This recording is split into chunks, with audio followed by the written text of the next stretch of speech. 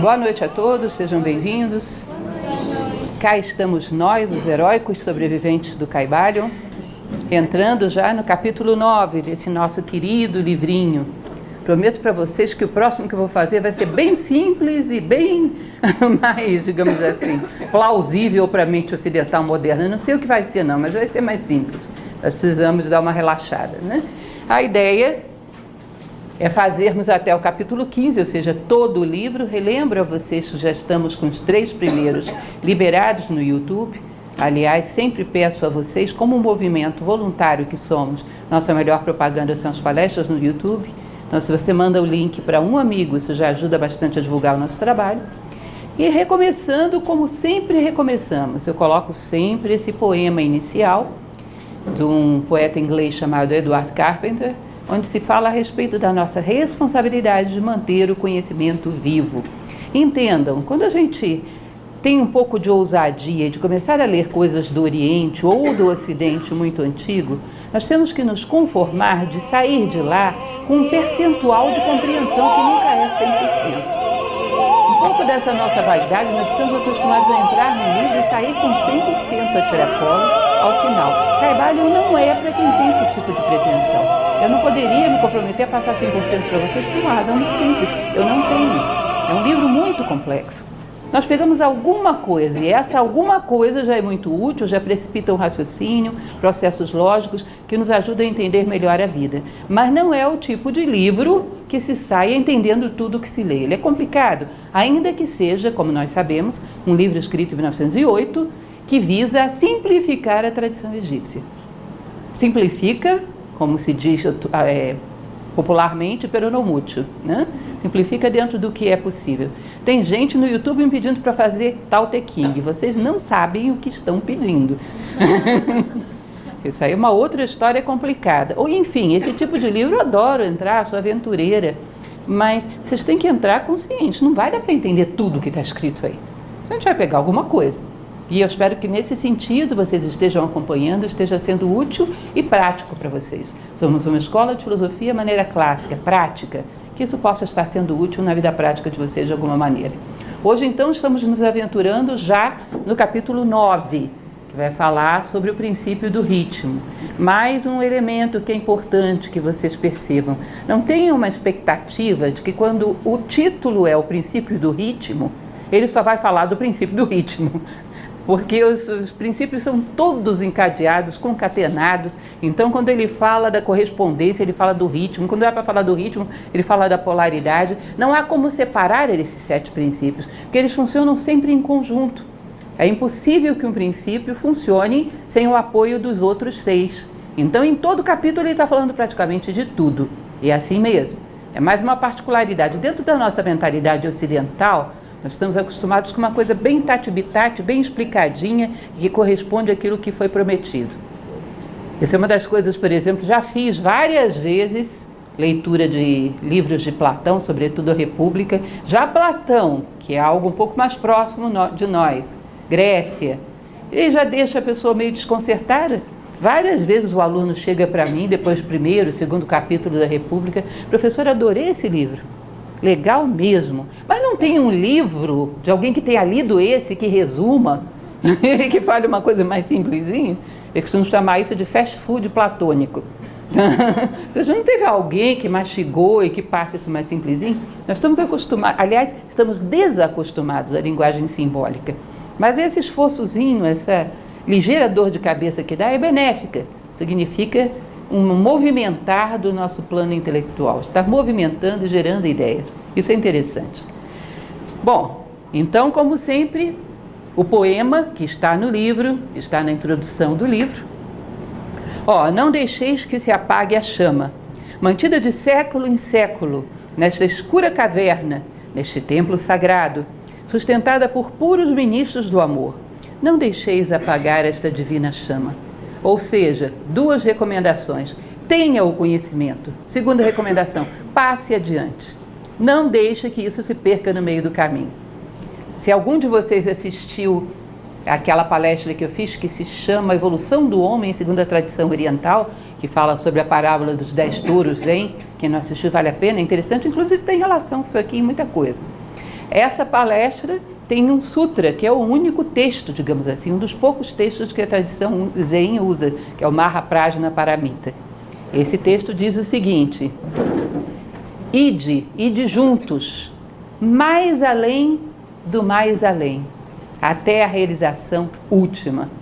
Ide juntos, mais além do mais além, até a realização última. O que esse texto tão pequenininho está querendo dizer? Que você deve caminhar, mas não deve caminhar sozinho. Deve se preocupar em levar junto consigo a humanidade. Então é interessante percebermos que todas as tradições têm essa ideia que esse poema exprime. Não deixa apagar a chama, passa adiante, passa para as próximas gerações. É o compromisso humano de caminhar para a unidade, fraternos, cada vez mais unos, dentro e fora de nós. Lembre-se, estamos subindo a pirâmide, estamos cada vez mais juntos. Se estamos cada vez mais separados, é sinal de que estamos descendo. Isso é uma verdade geométrica inegável, não é isso? Então vamos lá. Hoje estamos no tema 9. Esse é o livro, como já mostrei, Estudo da Filosofia Hermética do Antigo Egito, da Grécia, da Idade Média, do Renascimento, e em 1908, retomado por esse autor anônimo que publica essa obra. O tema 9 vai falar sobre a vibração. Ele é muito interessante porque ele fala, em última instância, sobre a questão da identidade humana, que é vibração.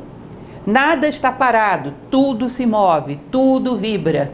Esse princípio do Kybalion lembra muito um cidadão grego, pré-socrático, chamado Heráclito, que ele dizia: ninguém se banha no mesmo rio duas vezes. Sabe por quê? Porque na segunda vez você já não é o mesmo, o rio já não é o mesmo, enfim. Há uma mutação contínua no universo. O mesmo evento não se repete de forma idêntica, porque os seres não são idênticos a si mesmos em dois momentos dados. Tudo vibra, tudo se modifica. E a evolução, em última instância, é procurar fazer com que a tua vibração se acelere, se sutilize, porque lá em cima, o uno, o todo, é a máxima vibração. É a vibração mais sutil do universo. Então, evoluir é elevar o seu plano vibracional. Eu dizia para vocês que o Platão, toda hora eu coloco o pobre do Platão na máquina do tempo, né? Bota o Platão na máquina do tempo, traz ele a 2017. E ele te pergunta: quem é você? Você vai ter que dizer para ele o seu endereço vibracional. Eu sou uma pessoa que vibra diante de atos de honra, diante de uma beleza que me faz ficar sensível à natureza humana, diante de atos de justiça. Ah, agora eu já sei quem é você. Sei qual é a sua afinidade, sei o que te realiza, sei o que te faz feliz, sei o que te contraria, sei o que é você, sabe? Porque eu sei o teu endereço dentro da escala vibracional do universo. Eu falava para vocês que os indianos chamavam isso de mantra. É o verbo da maneira como ele está sendo pronunciado, a sutileza de como ele está sendo pronunciado. Ele simboliza o teu nome interno. A tradição indiana antiga chegava a dizer que quando você sabe o nome interno de alguém, você tem poder sobre esse alguém, pode puxá-lo para você. Que é como se você conhecesse a natureza íntima dos seres. Até o nome dos deuses, o nome interno dos deuses, a oração deles, nada mais era do que uma invocação aos deuses. Invocação, imaginem vocês. Isso é um tempo que já foi há eras, né? Já não temos mais o poder nem para ter certeza se os deuses existem, e ainda mais invocá-los como faziam os indianos. Mas a pronúncia de mantras tinha que ser precisa, em ritmo e entonação, porque consistia em tocar na realidade última de algo. Em última instância, você também tem um nome interno, a tua realidade última. Só fazendo uma ponte, que eu acho muito, muito, muito bonita essa passagem, o Bardo Todol, quando fala a respeito dos mortos no Tibete, o livro tibetano dos mortos, ele diz que o homem que desencarna confronta todas as sombras que ele gerou durante a vida, que ele chama de Senhor da Morte. E aí ele diz: se tiveste em vida conhecimento do teu nome interno, que te foi comunicado por algum mestre, invoca teu nome interno diante das sombras, e elas te abrirão passagem. Eu acho isso maravilhoso. É a fórmula por excelência para banir sombras. Para quem está desencarnado e para quem está encarnado, desconfio que também. Ou seja, o princípio da correspondência aí aplica bem. É a fórmula mágica para banir sombras. Conheça o teu nome interno. Em que nível você vibra? E uma vez que conheceu, comprometa-se ao aperfeiçoamento, que também é uma das orações indianas tradicionais, né? Eu me comprometo com tudo o que sou hoje, mas me comprometo a ser mais amanhã. Entende isso? Eu me comprometo com o bem, com a justiça, com a beleza, com todas as forças que tenho hoje, mas também me comprometo a ter 1 milímetro a mais de força amanhã.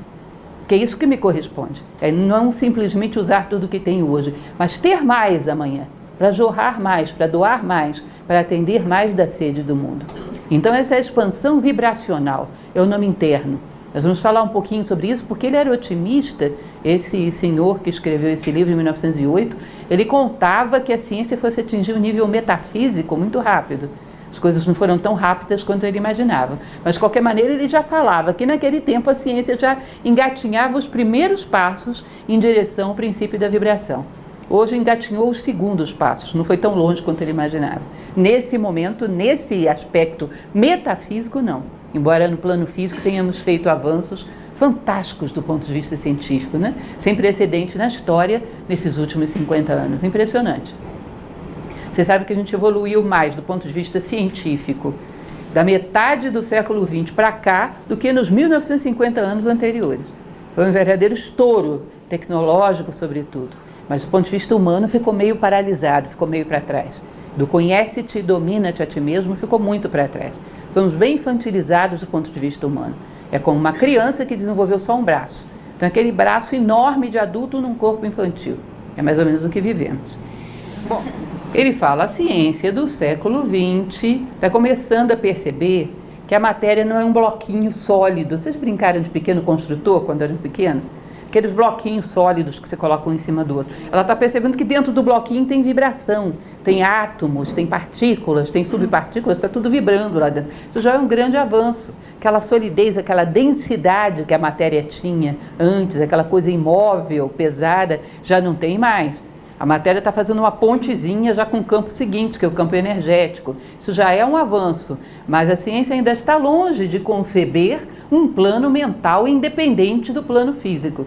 E aí ele estimava muito otimisticamente que em 100 anos teria chegado a isso. Não chegou. É sinal de que a gente acelerou muito num nível só, no físico. No metafísico a gente deu uma desacelerada. Ou seja, do ponto de vista de concepção de outros planos além da matéria, não avançamos muito. Mas ele dizia, um determinado momento vai fazer ponte com planos cada vez mais sutis. Isso ainda virá. Mas já sabemos que a matéria vibra. E sabemos que esses diferentes potenciais de vibração têm muito a ver com a identidade da matéria da qual você está tratando. E inclusive da energia também. Falamos sobre isso na aula passada, não é? Ele diz, o hermetismo também sabe que tudo vibra. Só que ele não fica só no plano da matéria e da energia. Ele vai para o plano das emoções, para o plano da mente, para o plano espiritual. E ele diz que o nome das coisas é dado pelo nível vibracional que tem. Portanto, perceba diante de que você vibra. Autoanálise, importante, para saber quem você é. Perceba diante do que você vibra e depure as suas vibrações grosseiras. Muito importante, saber diante do que a sua alma vem à tona. O que traz a sua alma à tona? Que tipo de palavra, que tipo de texto, que tipo de música, que tipo de obra de arte traz a sua alma à tona, porque isso vai te informar muito a respeito de si próprio. Eu já dei para vocês um exemplo, mas eu sempre insisto, porque eu sou um pouco teimosa, que é o exemplo de como nós interpretamos simbolicamente a matéria e vemos através dela muito do que está por trás. Por exemplo, quando conhecemos uma pessoa no primeiro segundo da apresentação, você supõe um monte de coisas, você percebe, não é que você está supondo.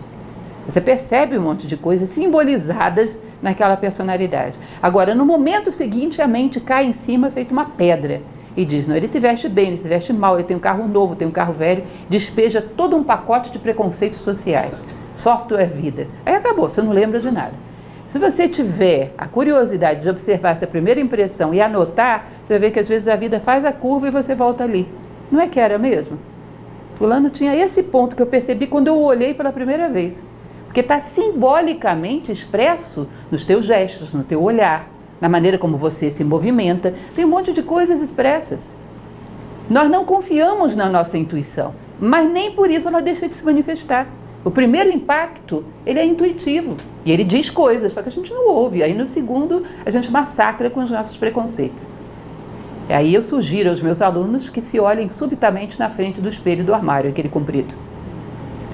Fechem os olhos e pensem, eu vou ser apresentado a alguém novo, vê. Vocês vão perceber um monte de coisas. É uma pessoa que está muito equilibrada, É uma pessoa que está muito segura do que está fazendo, você vai ver um monte de coisas. Até na maneira como você se posiciona em pé, parado, a maneira como olha. Quem estuda oratória sabe disso, que o olhar define um monte de coisas. A postura física, então, nem se fala. Se encostando nas coisas, ou meio desequilibrado, ou meio quase que na ponta dos pés, ou meio tendendo para trás, dizendo, eu não quero ir, a vida está me arrastando. Ou seja, tem muitos elementos simbólicos expressos. E quando você olha, você descobre coisas, recados que está mandando ao mundo e que você mesmo não está vendo. Então, esses elementos simbólicos todos são muito interessantes porque denotam no plano físico que nível de vibração você está no plano psíquico. As crenças que tem. Uma pessoa muito segura se posicionaria assim? Acho que não. Uma pessoa muito segura e muito equilibrada ficaria assim? Acho que não.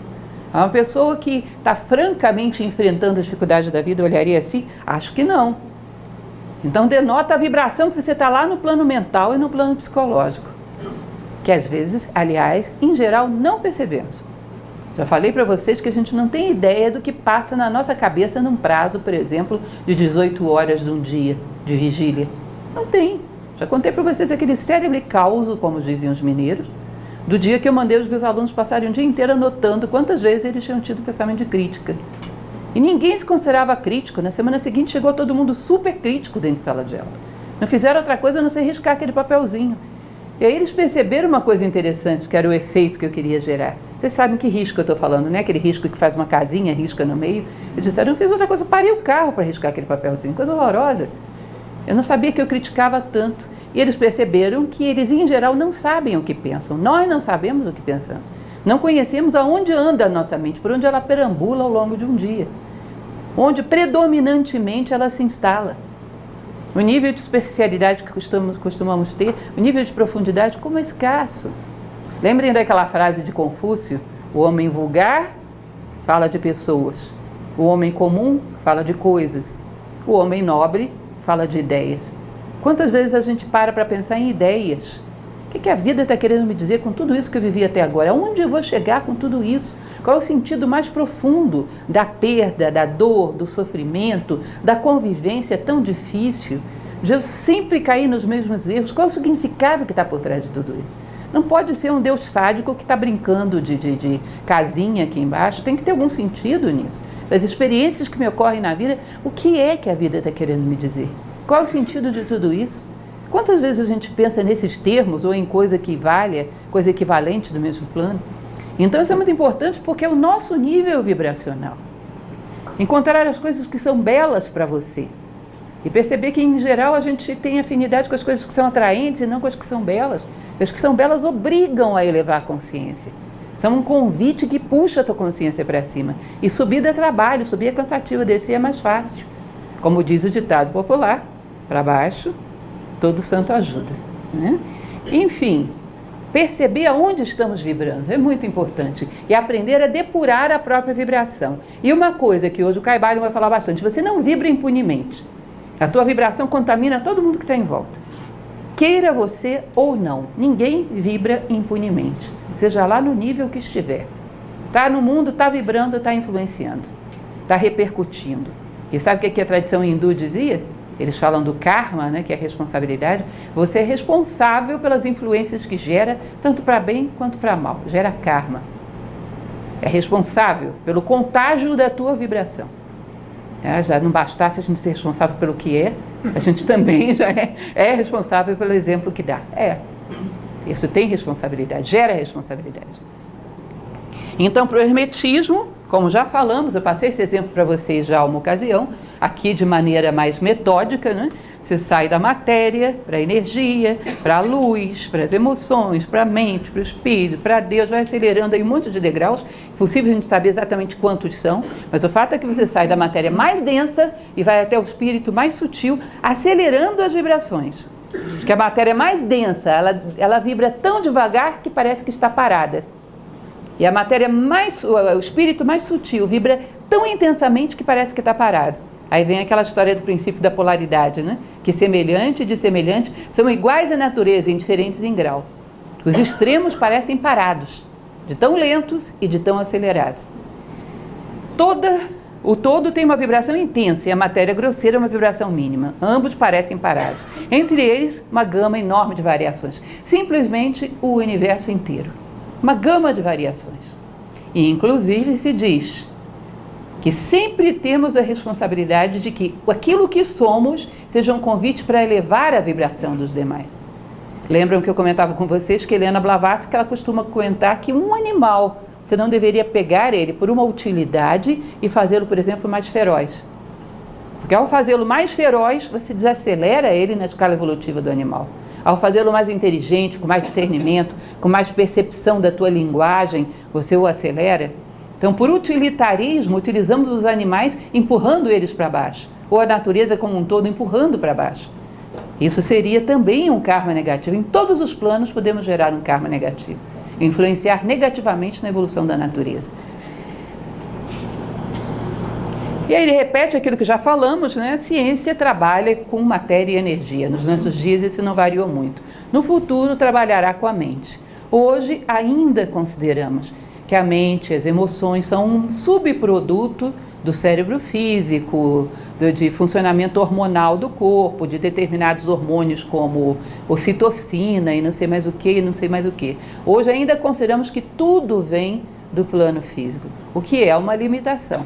Não conseguimos explicar, por exemplo, que dois gêmeos univitelinos, que foram criados por uma mesma família, ou seja, toda a conjunção física e ambiental idêntica, sejam dois seres tão diferentes, tão absolutamente diferentes.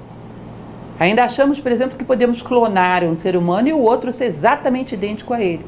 Não sabemos que o ser humano não é simplesmente um corpo. Podemos até clonar o corpo, mas o que vai habitar esse corpo não é a mesma coisa. É a mesma coisa que você construir um aparelho de rádio exatamente igual ao primeiro. As ondas que ele vai captar não são idênticas às do primeiro.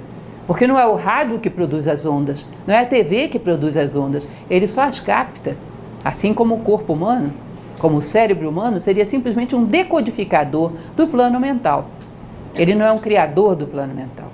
Mas ainda estamos longe desse momento de reconhecer que existe um plano, chamado plano mental, de onde vem tudo que se manifesta aqui embaixo. Continuando, ele vai dizer algo que também já várias vezes falamos e é uma constante no Kybalion. Esse é o momento de, já estamos no capítulo 9, começar a juntar as pecinhas, né? Várias coisas ele é reiterativo para que elas vão se aprofundando. A pedagogia tradicional, gente, ela é uma espiral. Ela é cíclica e reiterativa. Ela volta ao mesmo ponto e acrescenta um pouquinho mais. O que nós, dentro do curso de filosofia de Nova Acrópole, procuramos fazer é exatamente isso. Então, você tem o primeiro nível de estudos, onde você vê pela primeira vez um ensinamento estoico romano, por exemplo. Você vai voltar ali no segundo, vai acrescentar algo mais. A pedagogia da natureza é a mais eficaz que conhecemos. E ela é cíclica e reiterativa.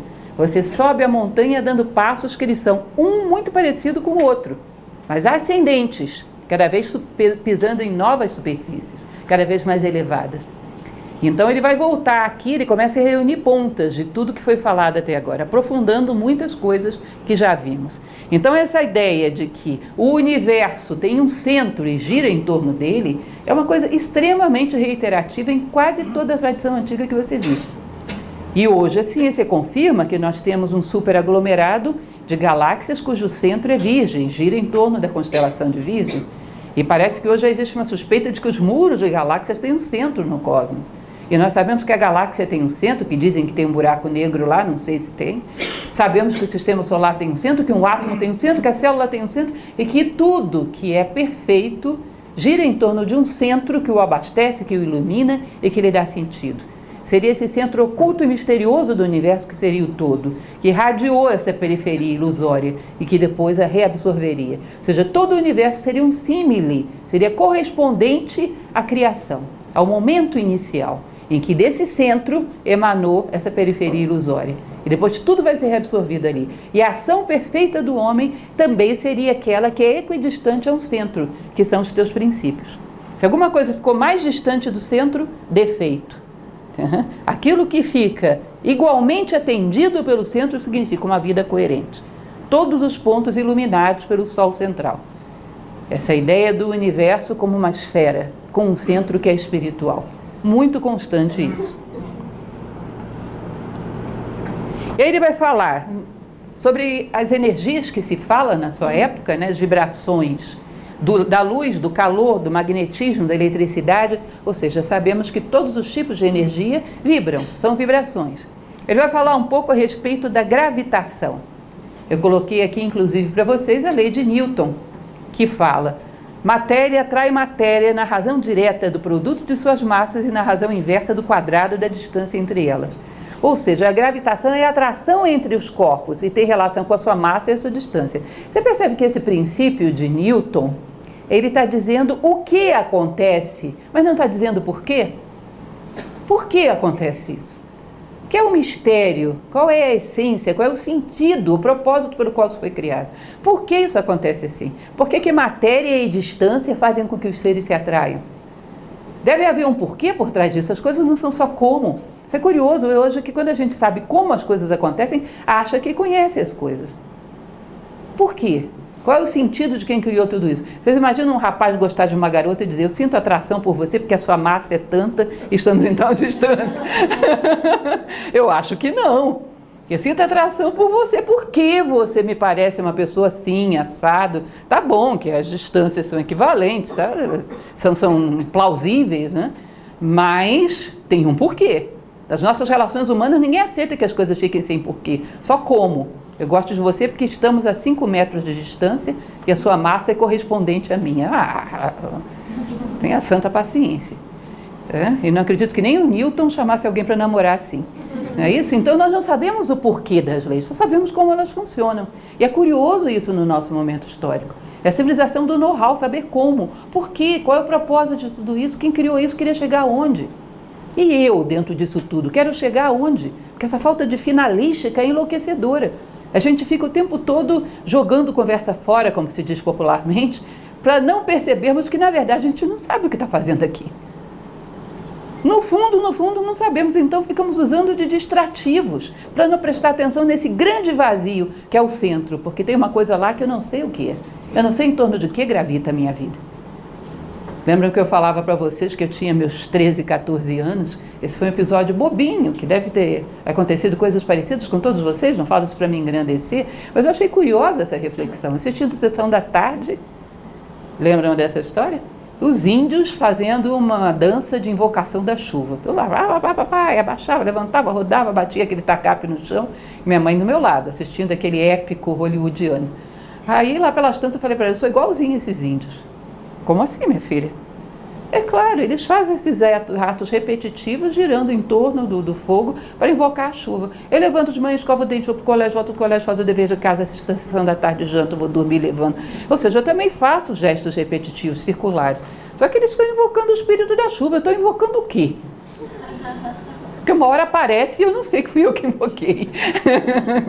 Eu estou invocando o quê? Eu acho engraçado, porque isso é uma coisa que a gente tem como adolescentes, tem uma ideia de que alguém não explicou ainda para a gente exatamente a moral da história.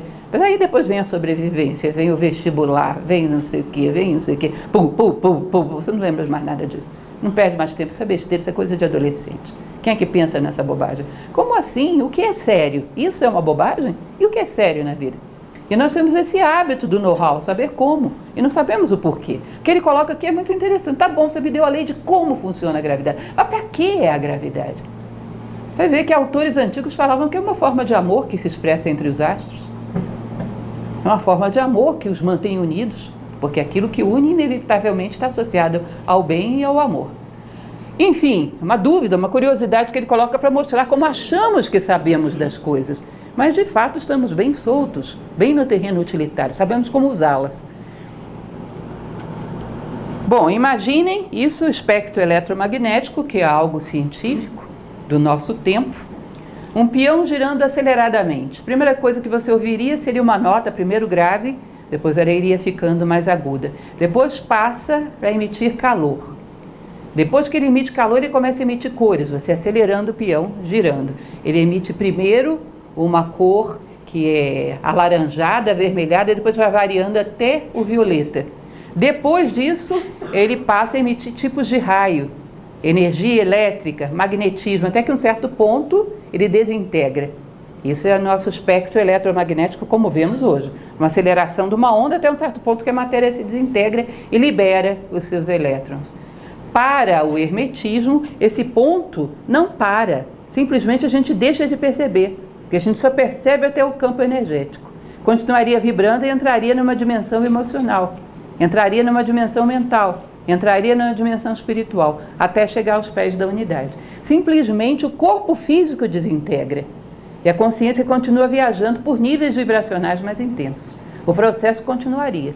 Parou simplesmente o plano que a gente reconhece. Tem um plano que a gente reconhece do ponto de vista auditivo, um plano que a gente reconhece do ponto de vista visual e tem um plano que a gente reconhece com a inteligência. Platão tem um determinado momento na República que ele está falando com Sócrates, que é o personagem principal, está falando com um discípulo, que era Glauco, que ele diz o seguinte: a gente precisa aprender a ordem do universo a ordem da vida humana através da ordem do universo. Aí Glauco diz, olhar para cima, né, Sócrates? Aí Sócrates, que não tinha tanta paciência assim, ele chega e diz, olha, olhar para cima é a mesma coisa que ficar olhando para o teto do seu quarto. Eu estou dizendo para você olhar não com os olhos físicos, mas com os olhos da inteligência. Os olhos físicos só vão até um certo ponto. Quero que você olhe a ordem do universo com os olhos da tua inteligência. Ou seja, deduza aquilo que os olhos físicos não estão vendo. E aí você vai ter leis que se aplicam no todo. Princípio da correspondência, né? A maneira de Platão. Mas é interessante isso. Seria a mesma coisa, só que entrando num plano que o espectro eletromagnético não vê mais, porque já não há mais matéria, já não há mais energia, entra para planos mais sutis. Ele diz, aí você começa a aproximar dos planos metafísicos, para lá da matéria. Ele diz, da mesma maneira que a ciência do nosso tempo, isso em 1908, já dizia isso, que toda matéria, seja volume, massa, matéria, tem dentro de si presa uma possibilidade de energia, e quando você acelera a matéria, ela libera esse tipo de energia, que lhe é própria. O corpo material tem dentro de si um potencial de energia, e diz que quando você acelera a mente, você acelera as emoções, elas também liberam coisas. Elas liberam também um tipo de energia que lhes é próprio. Elas emanam algo. E essa emanação invariavelmente vai atingir alguém. Ou seja, se a matéria é acelerada e produz calor e alguém põe a mão, queima. Se você acelera as suas emoções, ela produz uma influência emocional que também atinge o outro. A sua mente também atinge o outro. Platão ele falava, uma pessoa que tem um defeito moral muito grave, ainda que ela esteja isolada, ela contamina de alguma forma a humanidade.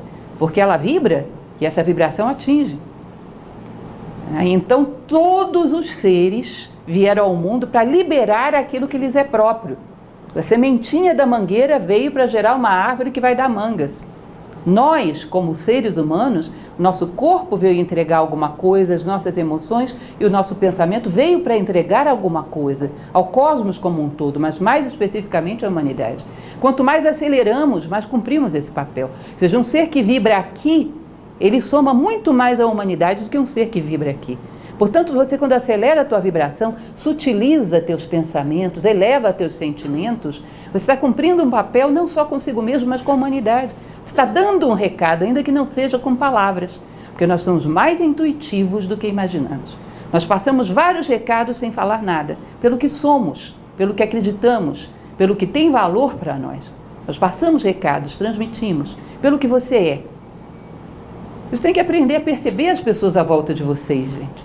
Perceber como é que certas pessoas, raras de fato, mas existem, só pelo fato delas estarem num ambiente, as pessoas se posicionam melhor na cadeira. E não é porque é o chefe e elas vão perder o emprego, não. Porque inspiram respeito. Só o fato delas estarem ali, a pessoa já se ajeita e procura dar o melhor de si, falar direitinho, se comportar direitinho, porque elas inspiram algo. O que é inspirar? Será que elas inspiram ou elas expiram algo? Jogam alguma energia no ar que exige uma contrapartida à altura. Os pitagóricos diziam isso, que quando passava um discípulo pitagórico, só pelo fato dele passar, as pessoas já se tornavam um pouco melhores. Então, se por acaso houvesse algum condenado, naquela época em Crotona, uma pessoa que tivesse sido condenada à morte, que o sistema na época implicava esse tipo de pena, e passasse um discípulo pitagórico, ele era perdoado só porque o discípulo passou ali. Significava algo de muito bom ter passado um discípulo pitagórico ali naquele momento. Era algo muito nobre que esse ser tinha evocado, então ele não devia ser tão culpado assim. Percebe? A presença de um ser era de uma autoridade absoluta. As pessoas diziam, ali vai um pitagórico. Ou seja, nós inspiramos, talvez porque também expiremos alguma coisa, pelo simples fato de sermos aquilo que somos, no nível em que estamos. Então, elevar, depurar o gosto de pensamentos, de sentimentos, das coisas que vivemos, das coisas que saboreamos no plano da arte, elevar o gosto, cada vez mais humano, cada vez mais responsabilizar-se por aquilo que somos e pelo que isso acarreta. E aí interessante, ele vai dizer, assim como a corda de um instrumento, qualquer grau mental pode ser produzido, polarizando a mente nele, a mente própria e a mente alheia. Isso é uma coisa interessante, isso já é princípio da polaridade. Falei para vocês que a gente está na vibração, mas ele ia falar da polaridade, fala mesmo. Ele não tem muito isso de sair separando as coisas quadradinho, não. Ele diz assim como uma musicista, um músico, sabe, ir lá no violão e percutir aquela corda que quer produzir aquela nota e produzir exatamente a nota que ele quer. Uma pessoa que tem discernimento de todas as possibilidades que existem dentro de si, pode ir lá certinho e percutir aquela corda que ele quer. Daí que ele diz da necessidade do conhece-te a ti mesmo para o domina-te a ti mesmo. Sabe o que é isso? Conhecer todas as cordas que tem dentro de você, para ver o que você pode percutir.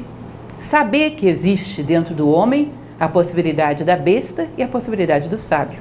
Para que você escolha o que percutir, não seja escolhido.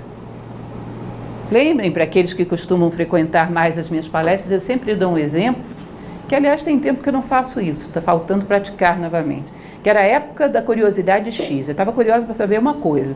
Aí saía lendo tudo que aparecia pela minha frente, toda vez que eu pegava algo que falasse, por exemplo, sobre o amor, copiava. Aí botava aquilo numas cartolinas horrorosas, verde, amarela, branca, na porta do meu armário. E ficava lendo aquilo todo dia, para poder ter uma ideia do que era aquele conceito. Saía lendo bons livros, é claro, não é qualquer coisa, clássicos, para a formação do gosto é importante os clássicos, são importantes os clássicos. E depois fazia uma coletânea daquilo, em letras bem garrafais, para poder assimilar. Eu me lembro que uma época me deu uma mania dessas, de querer saber o que era um sábio. Eu queria ver o sábio, não queria só conceitos, eu queria reunir um monte de coisas que me permitisse imaginar como é que um sábio anda, como atravessa a rua, como cumprimenta as pessoas, assim, sabe, de carne e osso. Precisava acreditar que eles existiam, que é difícil no mundo atual, né? Precisava acreditar que eles existiam e aplicá-los no mundo atual. Você consegue imaginar como é que é um sábio passando pela tesourinha do Eixão quando chove? Como será que ele se comporta? Qual será a reação dele diante do chefe chato, da política econômica brasileira?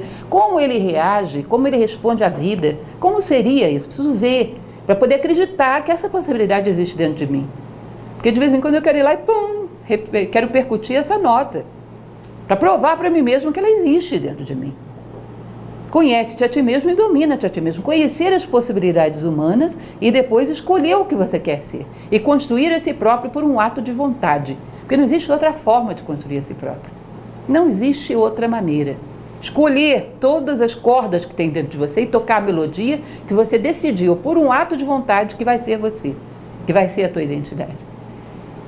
Lembrem que eu falava para vocês que Platão dizia que a pior coisa que pode acontecer numa sociedade é o homem perder a fé no homem. Não acredita mais que existem possibilidades de melodias muito sutis dentro dele. E aí não toca, ninguém toca. E às vezes quando uma pessoa toca, ninguém entende mais.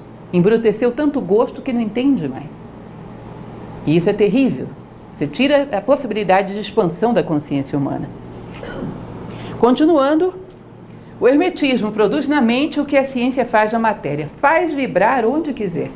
A ideia do hermetismo é que você se torne realmente o construtor de si próprio. Escolha a sua melodia. Saiba qual é o teu universo de possibilidades como ser humano. O ser humano é uma coisa deslumbrante, gente. E ao mesmo tempo terrível. E a gente teria que conhecer os dois gradientes do princípio da polaridade. De vez em quando é bom a gente parar de ler o jornal de hoje e ouvir, sei lá, a Lacrimosa de Mozart. Eu sempre lembro dessa porque eu acho demais aquilo. Eu acho o fim da picada, como é que alguém conseguiu uma coisa daquelas. Ou uma bela pintura, ou leia um trecho lá do Gibran. Veja onde é que o ser humano vai capaz de chegar, um negócio inimaginável. Inimaginável. Toca assim um nível que parece que já não é mais um ser humano. E isso tudo tem dentro de nós, todas essas variações possíveis, porque se sempre optar pelas mais baixas, porque nos convenceram que só existem as mais baixas. E de fato o homem hoje em dia acredita nisso. Daí o poder dos mestres, que ele diz, que se chama de milagres. Não existe milagre, segundo o hermetismo. Depois se diz que o hermetismo é esoterismo no mau sentido. O hermetismo fala de uma ciência. Não se tira coelho de dentro de cartola se primeiro você não botou o coelho lá dentro da cartola. Lembrem disso, magia é magna ciência. Então o milagre de um mestre nada mais é do que dominar uma lei que nesse momento você ainda não conhece. Exemplo prático, esse nosso bendito computadorzinho aqui. No século XV, XVI, o que ele seria? Bruxaria terrível, fogueira garantida, o seu dinheiro de volta, não teria chance. Não é isso? Bruxaria. E hoje vocês sabem que isso é uma lei, que simplesmente eles não dominavam, agora dominamos. E quantas ainda não dominamos? Ou seja, diz que isso que na tradição os grandes sábios da humanidade faziam, simplesmente era o domínio de leis que para nós ainda são desconhecidas. Sobretudo em planos sutis, mas são leis. O universo é todo estruturado segundo leis. O mistério, a magia, nada mais é do que uma lei que ainda não dominamos.